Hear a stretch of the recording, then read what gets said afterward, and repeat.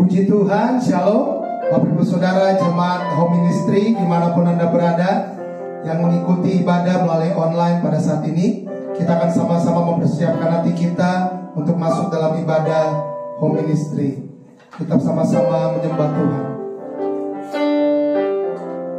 Namun sebelumnya kita mau berdoa kepada Tuhan. Kemuliaan bagi Tuhan di tempat maha tinggi.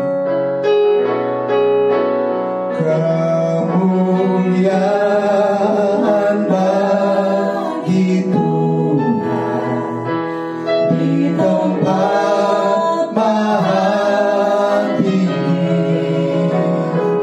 Kau Raja diagungkan dan dipuji. Datanglah kerajaanmu, jadilah kehendakmu.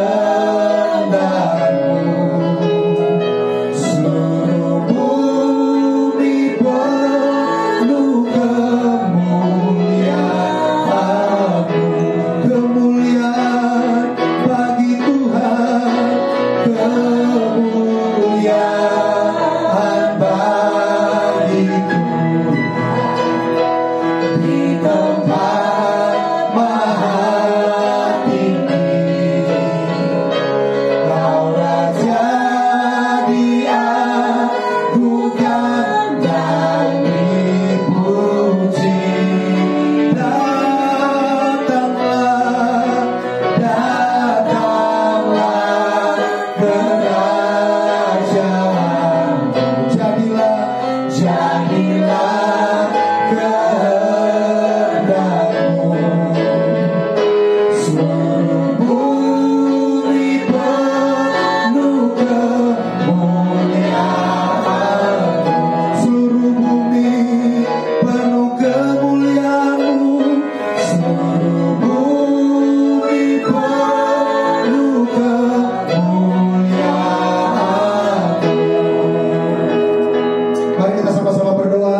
Kami mengucap syukur Bapa. Terima kasih Tuhan Yesus untuk penyertaan-Mu, untuk kasih setia-Mu, untuk kebaikan-Mu yang kami rasakan selama 1 minggu ini. Semuanya kami tidak dapat membalas Tuhan, tapi kami mau bersyukur, kami mau memuji, menyembah-Mu. Bahkan kami mau diubahkan oleh kebenaran firman-Mu ya Bapa. Kami percaya dimanapun kami berada, tidak menghalangi kuasa Tuhan, kuasa Roh Kudus untuk bekerja di tengah-tengah kami, mengubahkan kami, menguatkan kami, bahkan yang sakit disembuhkan di dalam nama Tuhan Yesus Kristus. Kami siap untuk masuk dalam ibadah kami. Haleluya. Kami rindu masuk dalam hadirat-Mu Tuhan.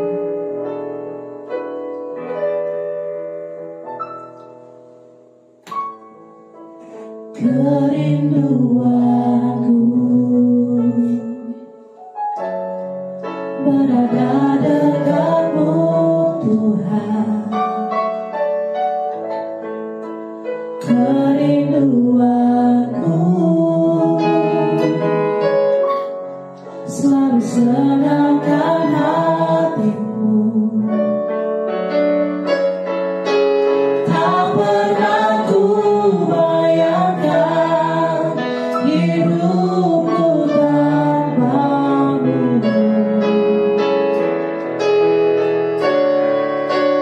Yang menjadi hasratku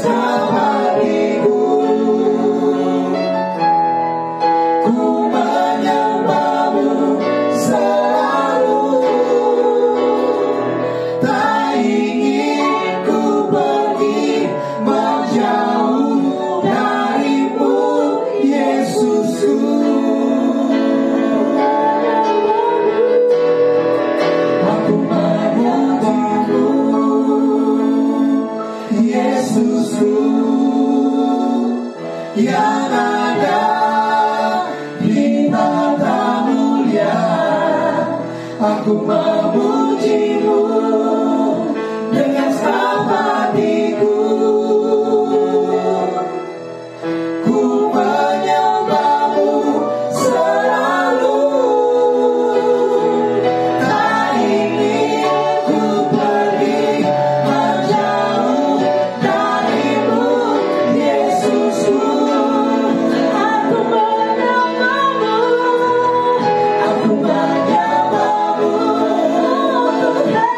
Yesusku, Yesusku, yang ada di tatamu, yang memujimu dengan segenap hatiku. Ku menyembahmu selalu. Tak ingin ku pergi menjauh darimu, Yesusku. Tak ingin ku pergi menjauh darimu, Yesusku.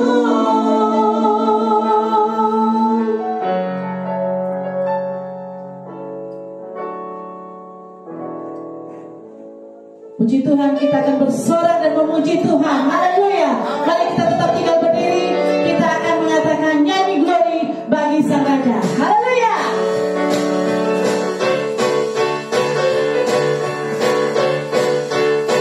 Yes.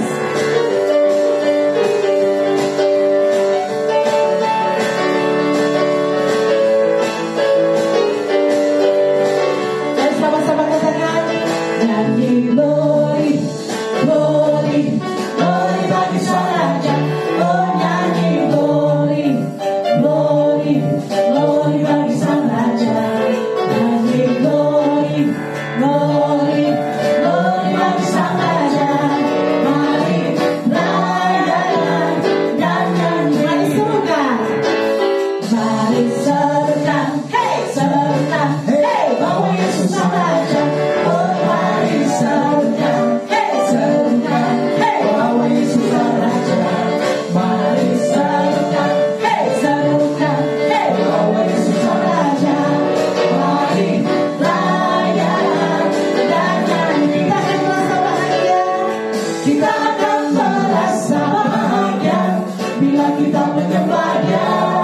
Kita akan merasa sukacita bila kita semua nyanyi glory, glory, glory bagi Sang Raja. Oh nyanyi glory, glory, glory bagi Sang Raja. Nyanyi glory, glory, glory bagi Sang Raja. Mari rayakan dan nyanyi glory. Nyanyi glory, glory, glory bagi Sang Raja. Oh nyanyi glory, glory, glory bagi Sang Raja. Nyanyi glory, glory, glory bagi Sang Raja. Mari rayakan dan nyanyi merasa bahagia. Kita akan merasa bahagia bila kita menyembah Dia. Kita akan merasa sukacita bila kita semua nyanyi glory, glory, glory bagi Sang Raja. Oh nyanyi glory, glory, glory bagi Sang Raja. Nyanyi glory, glory, glory bagi Sang Raja. Mari rayakan dan nyanyi, mari rayakan.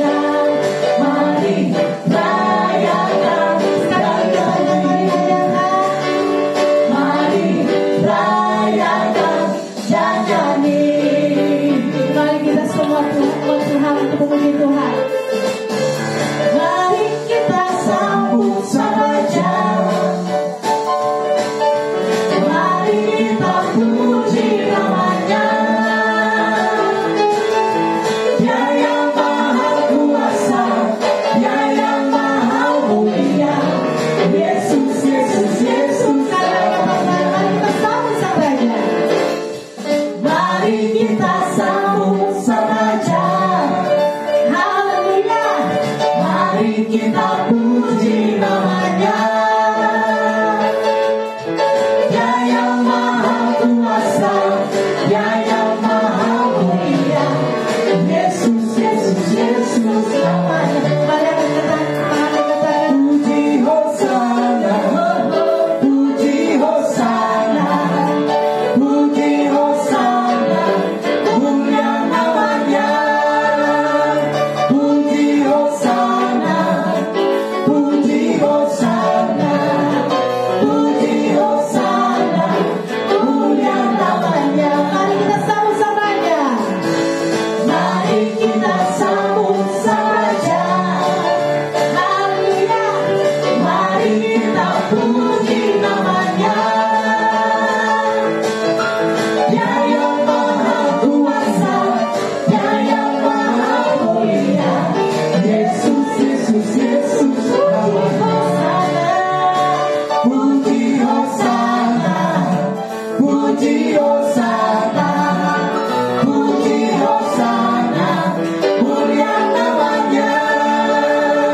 Puji Hosana, puji Hosana, puji Hosana, mulia namanya. Puji Hosana, yes. Puji Hosana, puji Hosana, mulia namanya. Puji Hosana, puji Hosana, puji Hosana, mulia namanya.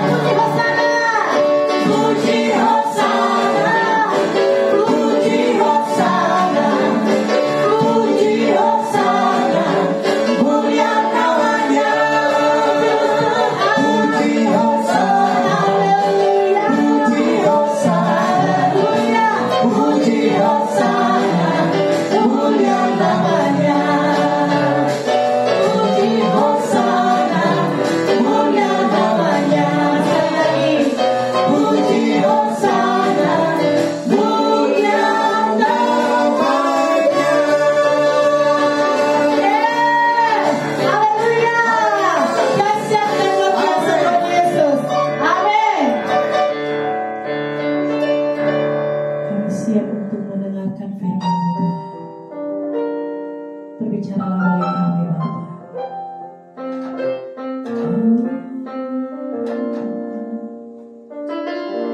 Kaulah satu-satunya yang kami andalkan dalam hidup kami.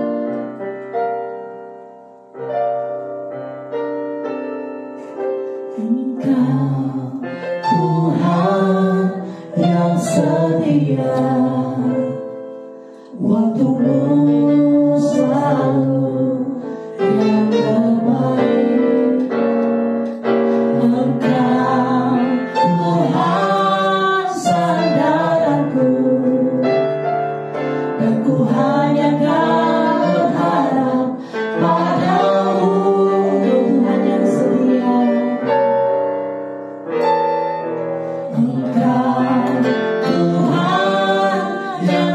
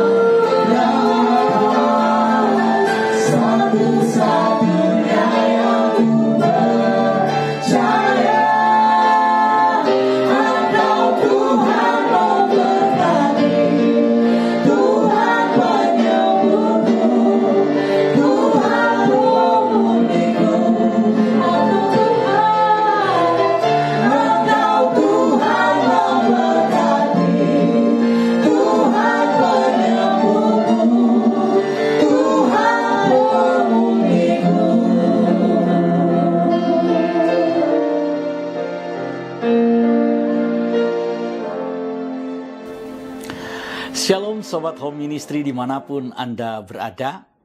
Kita akan membaca firman Tuhan yang diambil dari Injil Lukas pasal 22 mulai ayat 19 sampai dengan ayat 20. Lukas pasal 22 ayat 19 sampai 20. Demikian firman Tuhan.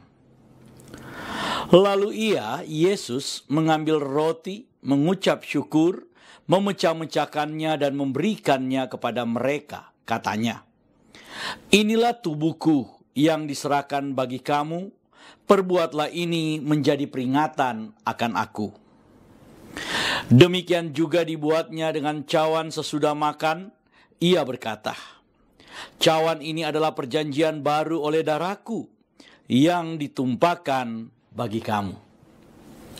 Saudara yang dikasihi oleh Tuhan Yesus Kristus, setiap kali Home Ministry mengadakan ibadah hari Minggu, sudah beberapa minggu kita mengadakan ibadah, dan setiap kali ibadah kita mengadakan perjamuan kudus. Tapi dalam beberapa kesempatan kita hanya membaca ayat-ayat yang menjadi dasar dari perjamuan kudus Home Ministry. Belum ada penjelasan. Dan kali ini, pada minggu ini, dan minggu yang akan datang, atau pada ibadah yang akan datang, tepatnya pada minggu yang ketiga, kita akan membicarakan secara khusus tentang perjamuan kudus. Oke, Sobat Home Ministry. Ketika kita berbicara tentang perjamuan kudus, ada beberapa poin yang akan menjadi pembahasan kita. Tetapi poin yang pertama yang akan kita bahas pada hari ini, yang akan menjadi bahan renungan kita, mari kita lihat pada ayat yang ke-20. Pada ayat yang ke-20 dikatakan begini, "Demikian juga dibuatnya dengan cawan sesudah makan. Ia berkata, cawan ini adalah perjanjian baru oleh darahku yang ditumpahkan bagi kamu." Saudara, ketika kita berbicara tentang perjamuan kudus, maka sebenarnya kita sedang berbicara tentang perjanjian Tuhan kepada kita. Sekali lagi, ketika kita berbicara tentang perjamuan kudus, kita sedang berbicara tentang perjanjian. Bukan perjanjian antara Tuhan dengan kita, atau antara kita dengan Tuhan, tetapi perjanjian yang dibuat oleh Tuhan untuk kita. Artinya di sini ketika kita berbicara tentang perjanjian dalam konteks perjamuan kudus, maka kita sedang berbicara yaitu perjanjian yang diinisiatif oleh Tuhan. Inisiatifnya adalah Tuhan, yang melaksanakan adalah Tuhan, yang mengikatkan dirinya adalah Tuhan. Jadi perjanjian bukan antara Tuhan dengan kita, tapi perjanjian Tuhan kepada kita. Hal ini sangat berbeda kalau kemudian kita berbicara, ada perjanjian antara kedua belah pihak, yang A berjanji ini, kemudian yang B berjanji ini. Saudara, ketika kita berbicara tentang perjanjian dengan Tuhan, maka saudara itu nggak ada level. Level kita berbeda dengan level Tuhan. Karena itu tidak mungkin kita membuat perjanjian dengan Tuhan. Oleh karena itu, yang membuat perjanjian itu adalah Tuhan. Tuhan yang membuat perjanjiannya kepada kita. Ini dulu yang harus kita pahami. Bahwa ketika kita berbicara tentang perjanjian Tuhan, maka kita sedang berbicara tentang perjanjian yang inisiatifnya datang dari Tuhan. Oleh karena itu, kalau Tuhan yang berjanji, maka Tuhan gak mungkin ingkar. Tapi kalau saudara dan saya yang berjanji, maka kemungkinan besar kita akan ingkar kepada Tuhan. Tapi kalau Tuhan yang mengikatkan perjanjiannya kepada kita, maka Tuhan tidak mungkin menyangkal dirinya sendiri. Tuhan tidak mungkin kemudian menyangkal perjanjian yang Dia buat. Tuhan kita adalah Tuhan yang akan selalu menepati janjinya. Dan yang lebih luar biasa lagi, firman Tuhan kemudian berkata bahwa inilah perjanjian baru. Kenapa ada perjanjian baru? Saudara, kita harus memahami bahwa dalam perjalanan umat manusia, Ada beberapa perjanjian yang dicatat oleh firman Tuhan, yang dicatat oleh Alkitab. Kalau kita melihat perjanjian yang ada dalam perjanjian lama, maka kita melihat bagaimana kemudian Tuhan berjanji kepada Nuh. Ketika Nuh dan keluarga diselamatkan lewat bahtera, dan ketika hujan kemudian berhenti, dan ketika Nuh akan keluar dari bahtera, maka kemudian Tuhan membuat perjanjian kepada Nuh. Perjanjian itu adalah tanda pelangi. Pelangi yang kemudian Nuh lihat, dan Tuhan berkata, selama ada busur pelangi, maka aku mengikatkan perjanjian. Tidak akan ada lagi air bah seperti ini yang akan membinasakan dunia. Itu janji Tuhan kepada manusia. Atau lebih khusus janji Tuhan kepada Nuh. Dalam perjalanan sejarah orang-orang percaya, umat Tuhan, umat Israel, maka selanjutnya Tuhan kemudian mengikat perjanjian dengan Abraham. Tuhan mengikat perjanjian dengan Abraham. Tuhan kemudian berkata kepada Abraham, bukan kepada Abraham ya, tapi dengan Abraham. Kenapa dengan Abraham? Nanti dalam lain kesempatan saya akan menjelaskan perbedaan antara perjanjian Tuhan kepada secara khusus dan perjanjian Tuhan dengan Abraham. Saudara, ketika kemudian Tuhan membuat perjanjian dengan Abraham, Tuhan kemudian membawa Abraham. Dan kemudian Tuhan menyuruh Abraham untuk melihat langit. Tuhan menyuruh Abraham untuk menghitung pasir di laut. Dan kemudian Tuhan berjanji kepada Abraham secara pribadi bahwa dia akan memiliki keturunan sebanyak bintang di langit dan sebanyak pasir di lautan. Tapi tidak berhenti di situ. Tuhan kemudian berkata bahwa Tuhan akan mengikatkan perjanjiannya dengan keturunan Abraham. Oleh karena itu perjanjiannya bukan cuma kepada Abraham, tapi semua orang yang lahir secara genetika dengan Abraham, maka terikat dengan perjanjian itu. Oleh karena itu kemudian perjanjian Tuhan itu berlanjut kepada keturunan Abraham, yaitu kepada umat Israel. Ketika mereka kemudian di bawah pimpinan Musa, maka Tuhan kemudian mengikat perjanjian dengan Musa dan orang-orang Israel. Ini adalah kelanjutan dari perjanjian Tuhan kepada Abraham. Dan ikatan itu adalah Taurat. Ikatan perjanjian Tuhan kepada Israel lewat Musa adalah Taurat. Nah, oleh karena itu ketika kemudian Yesus mengikat perjanjian kepada kita, dia buat perjanjian kepada kita, maka janji Tuhan itu atau perjanjian itu disebut dengan perjanjian yang baru. Kalau perjanjian sebelumnya diikat oleh Taurat, maka perjanjian yang baru itu Tuhan katakan diikat oleh darah Kristus. Diikat oleh darahku. Perjanjian baru oleh darahku yang ditumpahkan bagi kamu. Jadi perjamuan kudus adalah peringatan akan perjanjian Tuhan kepada kita. Ketika saudara mengangkat anggur, saudara mengangkat cawan anggur dan saudara percaya bahwa itu adalah darah Yesus, maka saudara sedang mengingat secara pribadi bahwa ada perjanjian Tuhan buat saudara dan saya. Ada perjanjian Tuhan yang sudah dinyatakan buat saudara dan saya. Dan ikatannya adalah darah Tuhan sendiri.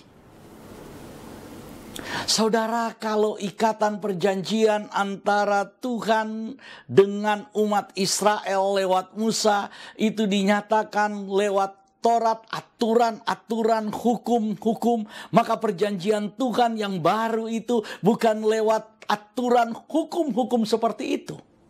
Mari kita lihat konteks dari ayat yang kita baca ini sebenarnya ada di dalam Yeremia. Yeremia pasal yang ke-31 ayat 31 sampai 34. Saya akan baca buat saudara. Demikian firman Tuhan. Sesungguhnya akan datang waktunya, demikianlah firman Tuhan. Aku akan mengadakan perjanjian baru dengan kaum Israel dan kaum Yehuda. Bukan seperti perjanjian yang telah kuadakan dengan nenek moyang mereka pada waktu aku memegang tangan mereka untuk membawa mereka keluar dari tanah Mesir. Perjanjianku itu telah mereka ingkari. Saudara perhatikan. Perjanjianku itu telah mereka ingkari. Kenapa? Karena perjanjian dengan. Oke?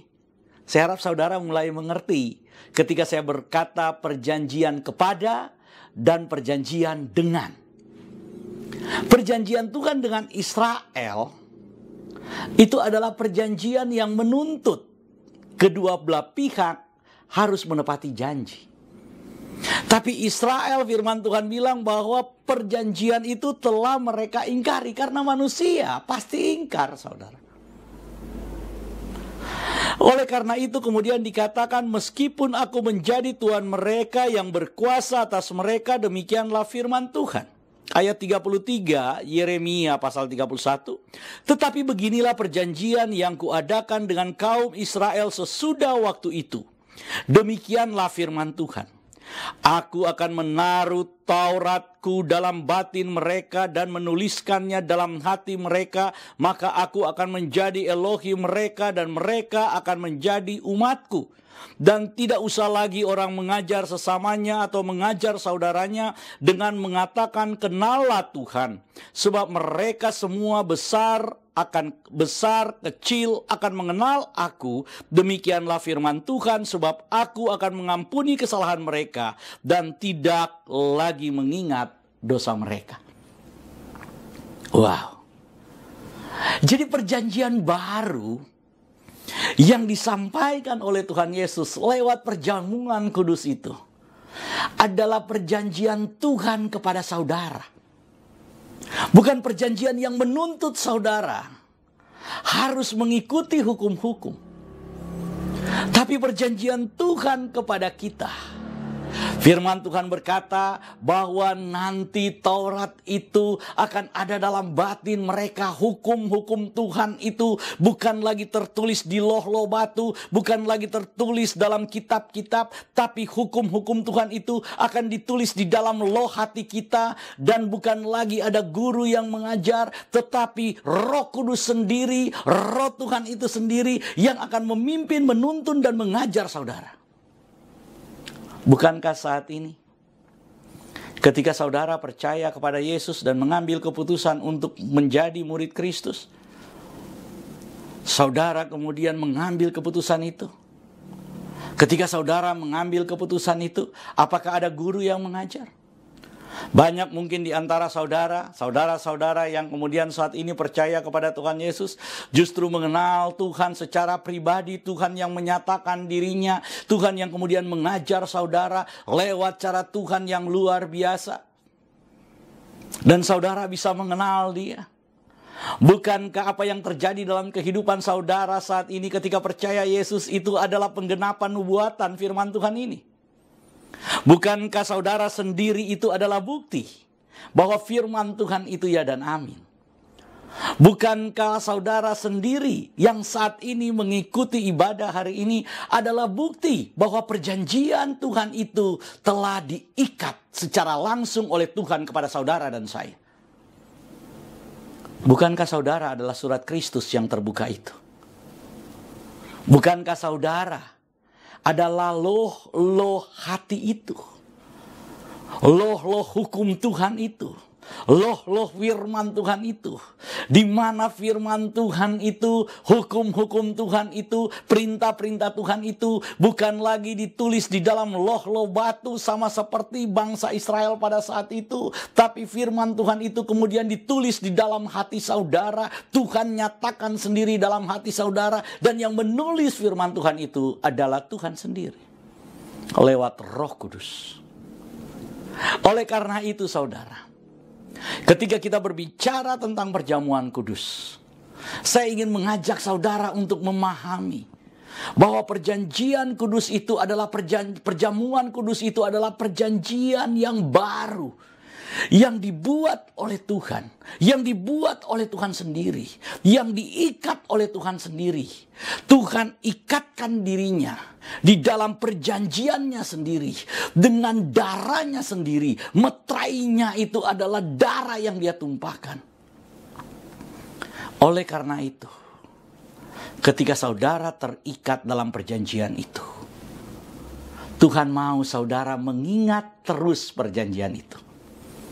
Dan perjamuan kudus adalah cara yang Tuhan ajarkan kepada kita untuk selalu mengingat perjanjian Tuhan itu. Oleh karena itu, ketika kita bicara tentang perjamuan kudus, maka kita sedang berbicara hari ini tentang perjanjian baru. Kita sudah berbicara tentang perjanjian baru, itu adalah perjanjian yang Tuhan kemudian genapi. Di mana ada nubuatan bahwa akan ada waktunya. Tuhan membuat perjanjian yang baru. Dalam kitab Yeremia.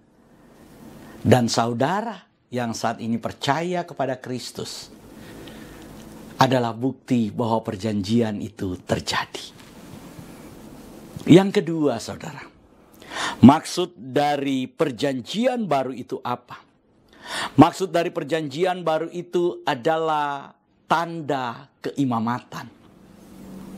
Saudara, ketika saudara kemudian mengangkat roti, mengangkat anggur, dan kemudian mengambil bagian dalam perjamuan kudus, maka saudara terikat di dalam keimamatan Kristus. Atau ketika kita bicara tentang keimamatan itu, maka kemudian penulis kitab Ibrani menyebut bahwa kita terikat di dalam keimamatan Melkisedek.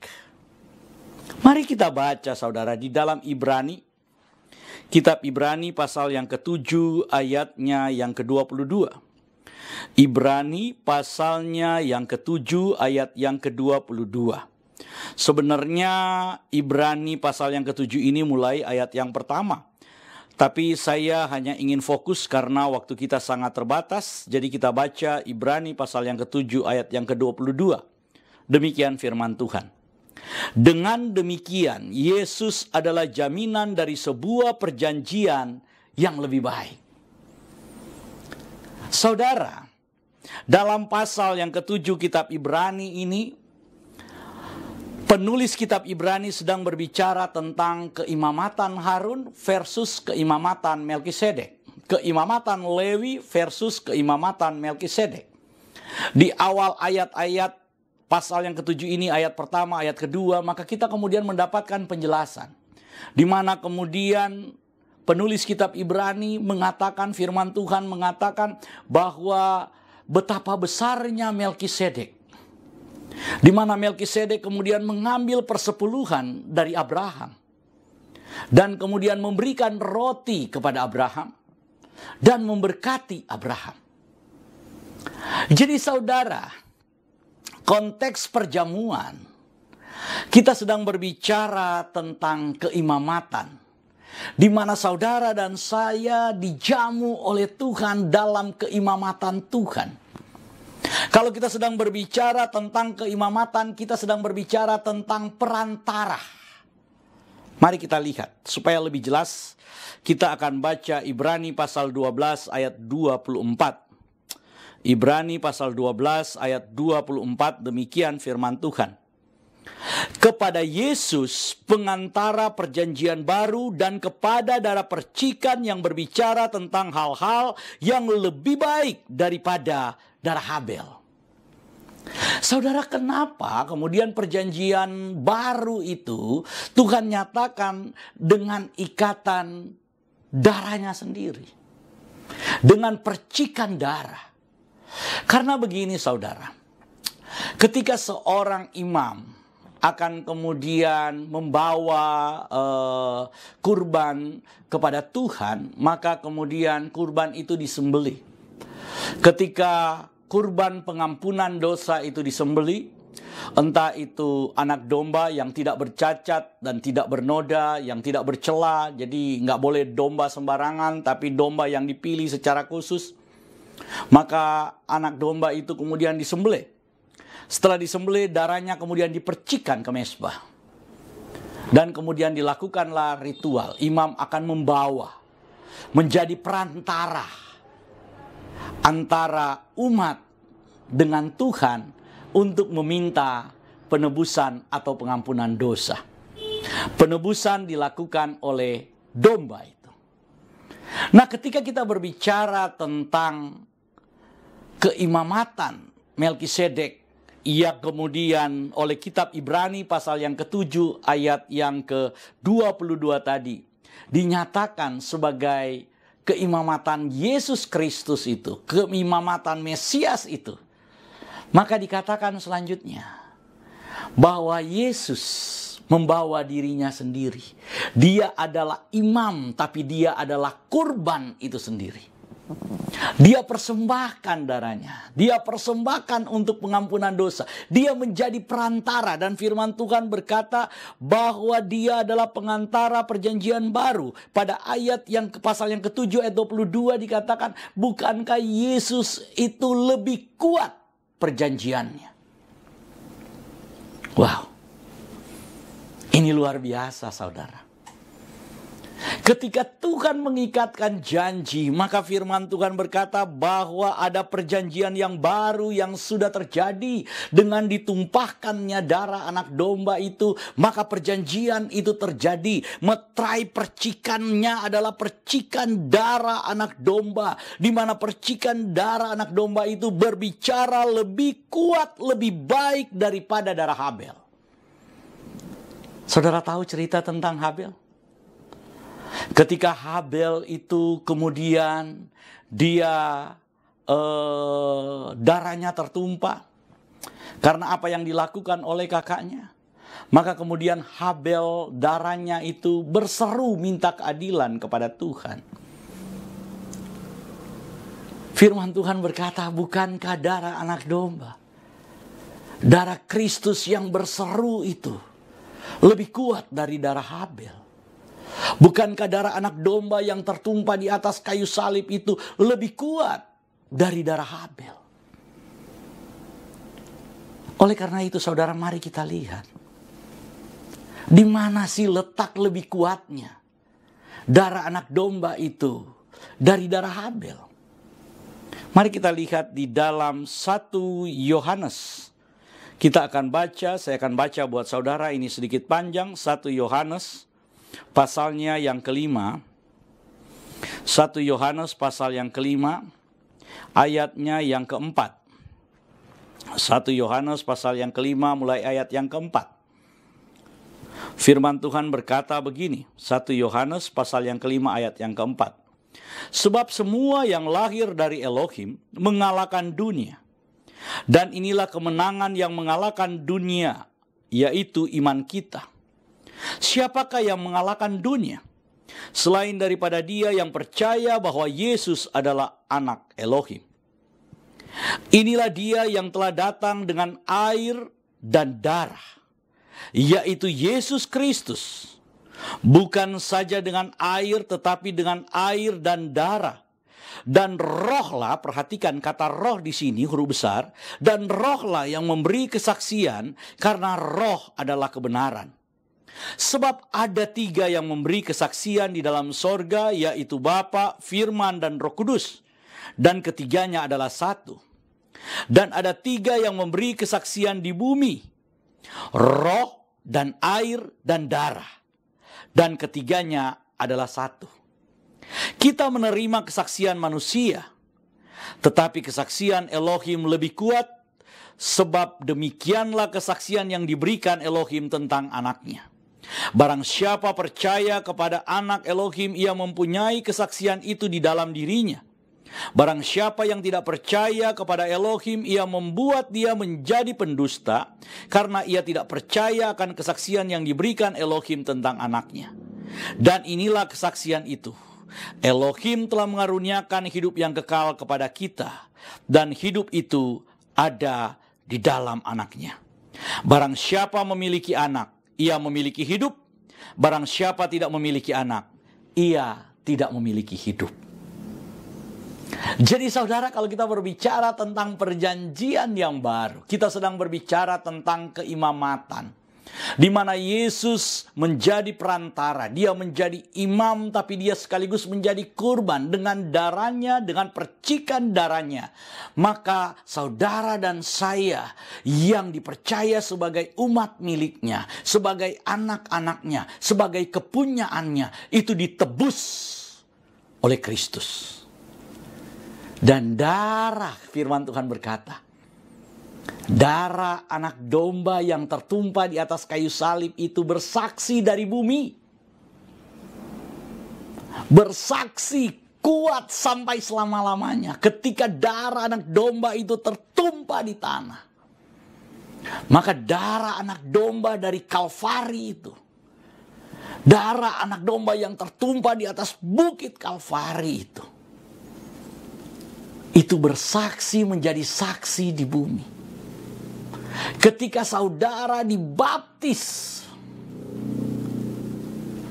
dengan air, maka hudor, air baptisan itu, bersaksi dari bumi kepada Bapa.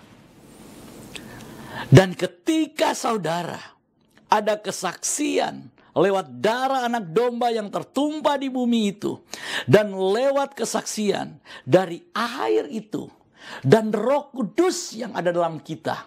Dalam Roma pasal 8 ayat 26 firman Tuhan berkata bahwa Roh membantu kita berdoa.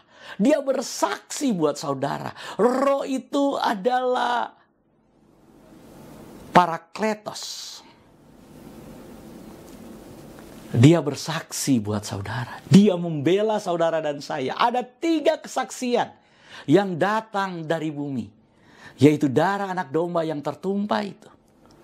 Dia bersaksi bahwa saudara adalah miliknya. Dan lewat air baptisan, air baptisan itu bersaksi bahwa saudara sudah menjadi bagian orang yang percaya kepada Kristus. Dan yang ketiga, Roh Kudus yang ada dalam diri kita bersaksi. Di sorga ada 3 kesaksian yang didengar. Yaitu apa? Kesaksian dari Sang Firman. Yohanes 1 ayat 14 bilang firman itu telah menjadi manusia dan diam di antara kita. Ketika dia menjadi manusia, dia dikenal dengan nama Yesus. Jadi kesaksian Yesus sebagai firman Tuhan itu yang didengar di sorga.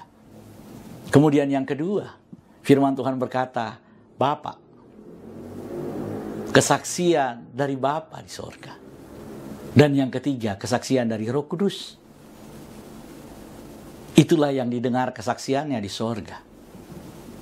Dengan kita mengangkat cawan anggur dan roti yang ada di tangan kita, yang kita percaya bahwa inilah darah Yesus, yang kita percaya inilah tubuh Yesus, maka perjanjian baru itu, perjanjian Tuhan kepada kita itu tergenapi. Tuhan mau kita mengingat perjanjian itu. Setiap saat, setiap kali kita bersekutu, kita mengingat perjanjian Tuhan itu. Bahwa ada janji Tuhan yang Tuhan ikat kepada saudara. Tuhan yang berinisiatif melakukan, melaksanakan janjinya. Dan janji Tuhan itu adalah janji yang murni. Biarlah firman Tuhan ini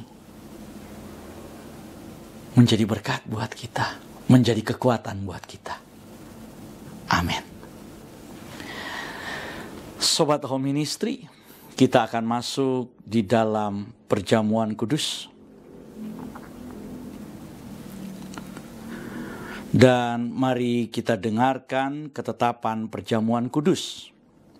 Yesus berfirman, "Akulah roti hidup yang telah turun dari sorga. Jikalau seorang makan dari roti ini, ia akan hidup selama-lamanya. Dan roti yang kuberikan itu ialah dagingku yang akan kuberikan untuk hidup dunia. Barang siapa makan dagingku dan minum darahku, ia mempunyai hidup yang kekal, dan aku akan membangkitkan dia pada akhir zaman. Sebab dagingku adalah benar-benar makanan, dan darahku adalah benar-benar minuman. Barang siapa makan dagingku dan minum darahku, ia tinggal di dalam aku dan aku di dalam dia. Sama seperti Bapa yang hidup mengutus aku dan aku hidup oleh Bapa. Demikian juga barang siapa yang memakan aku akan hidup oleh aku. Inilah roti yang telah turun dari sorga. Bukan roti seperti yang dimakan nenek moyangmu dan mereka telah mati. Barang siapa makan roti ini, ia akan hidup selama-lamanya." Lalu Yesus mengambil roti, mengucap syukur, memecah-mecahkannya dan memberikan kepada mereka. Katanya, "Inilah tubuhku yang diserahkan bagi kamu. Perbuatlah ini menjadi peringatan akan aku." Demikian juga dibuatnya dengan cawan sesudah makan. Ia berkata, "Cawan ini adalah perjanjian baru oleh darahku yang ditumpahkan bagi kamu." Saudara, kalau saudara percaya, mari kita angkat lebih tinggi dari kepala kita. Dan mari kita mengaku bersama-sama. Di dalam nama Tuhan Yesus, saya percaya kalau saya makan tubuh Yesus dan minum darah Yesus, maka semua kutuk telah dipatahkan. Saya percaya kalau saya makan tubuh Yesus dan minum darah Yesus, maka saya memperoleh hidup yang kekal. Saya percaya kalau saya makan tubuh dan darah Yesus, maka semua sakit penyakit saya telah disembuhkan. Saya percaya kalau saya makan tubuh dan minum darah Yesus, maka saya mendapat bagian dalam tubuh kebangkitan Yesus Kristus dan akan diangkat untuk bertemu dengan Tuhan Yesus di awan-awan yang permai. Oleh karena itu, demi nama Tuhan Yesus, saya terima tubuh dan darah Tuhan Yesus. Mari kita angkat terlebih dahulu tubuh Yesus dan kita katakan bersama-sama, "Inilah tubuh Tuhan Yesus." Mari kita makan bersama-sama dalam nama Tuhan Yesus. Mari kita angkat cawan yang berisi darah Tuhan Yesus dan kita katakan, "Inilah darah Tuhan Yesus." Mari kita minum bersama-sama dalam nama Tuhan Yesus. Kita telah menyatu dengan tubuh dan darah Tuhan Yesus. Mari kita mengucap syukur bersama-sama. Karya terbesar dalam hidupku, pengorbananmu yang selamatkanku, Engkaulah harga yang tak ternilai, yang ku miliki dan ku hargai. Yesus Engkau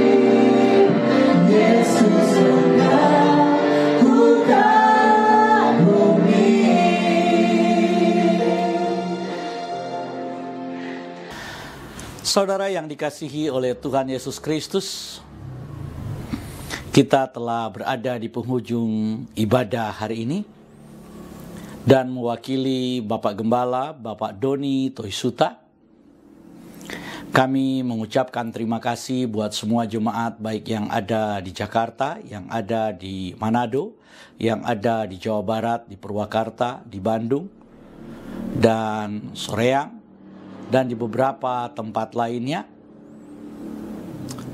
Terima kasih buat partisipasi saudara, terima kasih buat kesetiaan saudara, terima kasih buat semua yang telah saudara lakukan dalam memenangkan jiwa-jiwa untuk kemuliaan Tuhan. Dan saat ini kita akan menutup ibadah kita. Jemaat Tuhan, milik Tuhan, angkatlah kedua belah tanganmu, arahkan hati dan pikiranmu, dan aminkan semua berkat yang diucapkan bagimu. Diberkatilah hidupmu. Diberkatilah rumah tempat tinggalmu.